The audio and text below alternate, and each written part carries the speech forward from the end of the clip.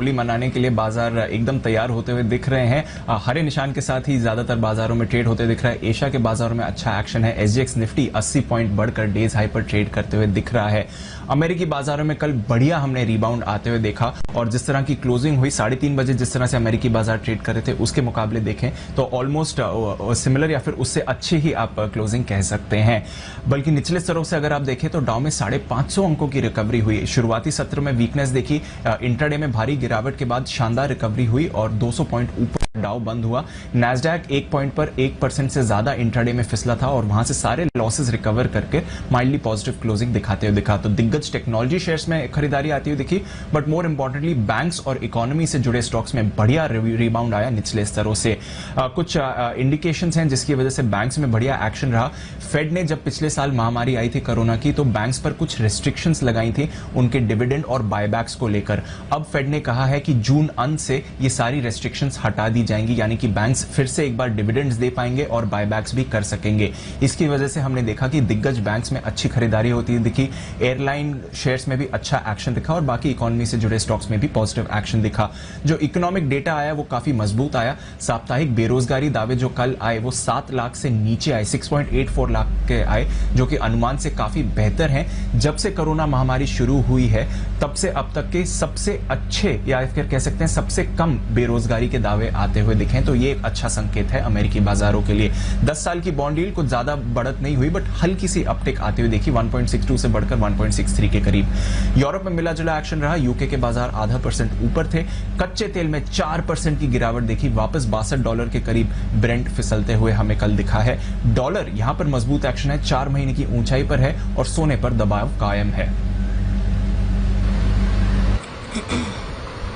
बिल्कुल, तो चलिए त्योहार के रंग में अब बाजार भी डूबा हुआ हम देखेंगे और इनफैक्ट भारतीय बाजार के लिए अगर ओपनिंग सेंटिमेंट्स की बात करें, एशियाई बाजार से अच्छी बढ़त के साथ शुरुआत और अमेरिकी बाजार में भी अच्छा ट्रेंड बीती रात देखने को मिला। लेकिन अब संस्थागत निवेशकों ने कल क्या कुछ किया है वो अगर देखें, आप देखिए कैश मार्केट में एफआईआईज ने बिकवाली की है, वायदा बाजार में एफआईआईज की खरीदारी है। कैश मार्केट में 3,384 करोड़ की बिकवाली है एफआईआईज की, तो वायदा बाजार में 7,335 करोड़ की खरीदारी है। वहीं डीआईएस भी कैश मार्केट में 2,268 करोड़ की खरीदारी कर रहे हैं। तो वायदा बाजार और कैश मार्केट में वायदा बाजार में एफआईआईज की खरीदारी, कैश मार्केट में डीआईएस की खरीदारी, लेकिन एफआईआईज कैश मार्केट में करीब 3,384 करोड़ की बिकवाली कर रहे हैं।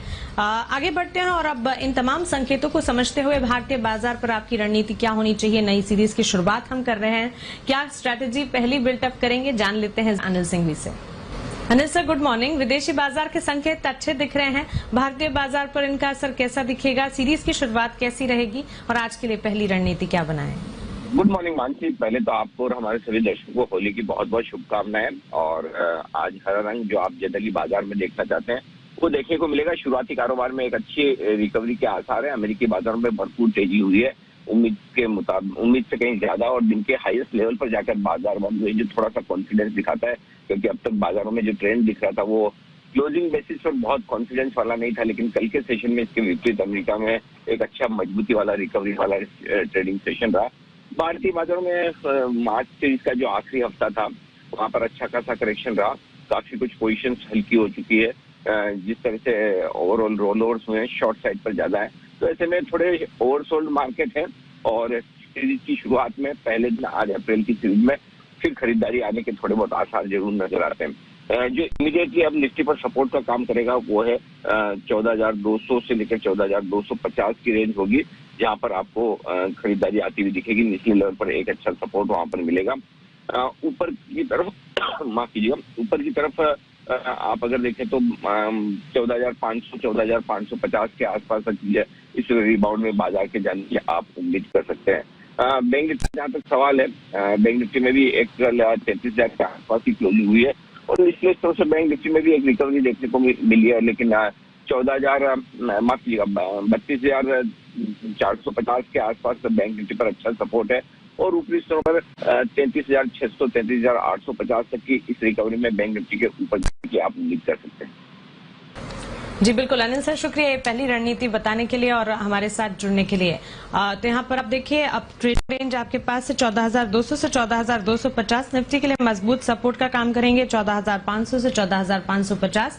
निफ्टी के लिए ऊपरी रेंज होगी 32,450 के आसपास। बैंक निफ्टी के लिए सपोर्ट जोन्स हम देख पाएंगे और ऊपरी रेंज की अगर बात करें 33,600 से 33,850। इस दायरे को बैंक निफ्टी के लिए आप ऊपरी रेंज के तौर पर मानकर चल सकते हैं। खबरों वाले शेयर्स अब जान लेते हैं दीपांशु से। जी दीपांशु।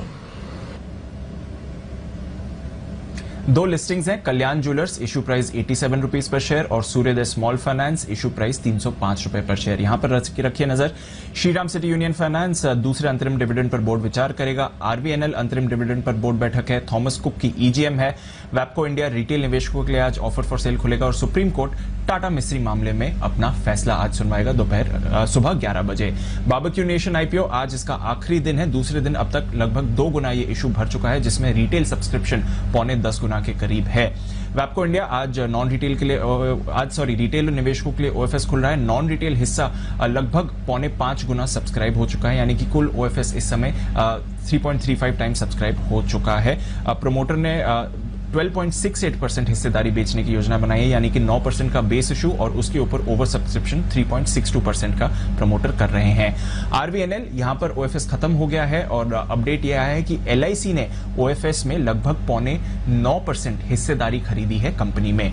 बीपीसीएल, दो खबरें हैं। डीपैम सचिव का बयान आया है कि अगले वित्त वर्ष यानी कि FY22 की पहली छमाही में बीपीसीएल के हिस्सा बिक्री की उम्मीद हो सकती है। साथ ही एयर इंडिया में भी ये पहली छमाही में ही हिस्सा बिक्री करेंगे। और साथ ही बीपीसीएल के जो अपडेट है, जो नुमालीगढ़ रिफाइनरी में हिस्सा खरीद रहे हैं ऑयल इंडिया और ईआईएल, इन्होंने बीपीसीएल के साथ एसपीए यानी कि शेयर परचेज अग्रीमेंट साइन करा है और इवेंचुअली 9,372 करोड़ रुपए बीपीसीएल को मिलेंगे अपने 61% हिस्से के लिए। गेल और कॉन्फिडेंस पेट्रो दोनों कंपनीज ने करार किया है। बैंगलोर में 100 सीएनजी स्टेशन लगाने के लिए करार है। अगले 3 साल में ये लगाए जाएंगे। वरॉक इंजीनियरिंग, इनकी जो क्यूआईपी हुई थी 22 तारीख को, उसका अपडेट आया है। क्यूआईपी के जरिए कुल 700 करोड़ रुपए की रकम इन्होंने जुटाई है। 389 पर शेयर का इशू प्राइस है फाइनल क्यूआईपी का और लगभग 1.8 करोड़ शेयर्स अलॉट किए गए हैं। और साथ ही सेबी की बोर्ड बैठक जो कल हुई थी, वहां से अहम फैसले आए हैं। सबसे पहले तो डीलिस्टिंग के नियमों को सेबी बोर्ड ने मंजूरी दी है। प्रमोटर्स को इंडिकेटिव ऑफर प्राइस देना अब जरूरी होगा। इंडिकेटिव प्राइस कभी भी फ्लोर प्राइस से कम नहीं हो सकता। और साथ ही अनकंफर्म्ड बोलियां बुक बिल्डिंग में नहीं दिखेंगी, सिर्फ कंफर्म बोलियां ही दिखेंगी। साथ ही निवेशकों के लिए एक बड़ी राहत की बात है, जब भी कोई भी कंपनी एनालिस्ट कॉन कॉल करेगी तो विद इन 24 आवर्स उन्हें अपनी ये डिटेल्स पब्लिक करनी पड़ेंगी। ऑडियो और वीडियो की डिटेल्स 5 दिनों में उसका ट्रांसक्रिप्शन देना पड़ेगा। कंपनियों के नतीजे मंजूर होने के 30 मिनट में ही पब्लिक करना होगा। और साथ ही टॉप 1000 कंपनियों के लिए रिस्क मैनेजमेंट के नियम होने चाहिए, डिविडेंड डिस्ट्रीब्यूशन के नियम होने चाहिए और बिजनेस रिस्पॉन्सिबिलिटी रिपोर्टिंग के भी नियम होने चाहिए। तो बड़े फैसले सेबी की बोर्ड मीट से निकलते हुए आए हैं। अब आज के संकेत फ्राइडे के दिन के लिए यूएस मार्केट्स में क्या हुआ कल थर्सडे के दिन, वो आपकी स्क्रीन पर आएगा। फ्लैट से आधे % तक का उछाल अक्रॉस बेंचमार्क्स देखने को मिला। आधा 2/3% उछाल दरअसल डाउ में था, फ्लैट नैस्डैक में था। वो पॉकेट जो पिछले 1-2 दिन से आउट परफॉर्म कर रही थी, वहां पे फ्लैटिश ट्रेड हुआ, लेकिन जो अंडर परफॉर्म कर रहा था डाउ, उसने वापस थोड़ा बहुत आउट परफॉर्मेंस दिखाया। लेकिन कल की हाईलाइट दरअसल ये नहीं है। कल जबरदस्त टर्न अराउंड हुआ था यूएस मार्केट्स में। डाउ शुरुआत में कमजोर था, 300-350 पॉइंट दबाव था और वहां से देखिए आप 200 पॉइंट ऊपर बंद होता हुआ। तो लो से 500-600 पॉइंट की रिकवरी, वो हाईलाइट है कल के ट्रेडिंग सेशन।